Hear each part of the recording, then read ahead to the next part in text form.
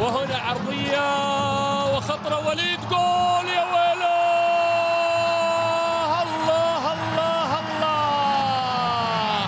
الله يا وليد، من قبل الأنصار، من قبل اليوم وهو يعاني، وهذا وليد ما يعوض غيابه واحد ثاني بهذه الراسية الأجمل. الأنصار يعاني يا وليد، وزدت وش اللي سويته يا وليد؟